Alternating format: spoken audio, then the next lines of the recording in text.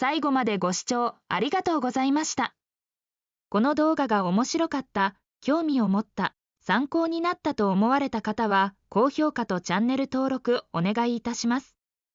他にも多くのリペア方法を紹介していますので、そちらも見ていただけると嬉しいです。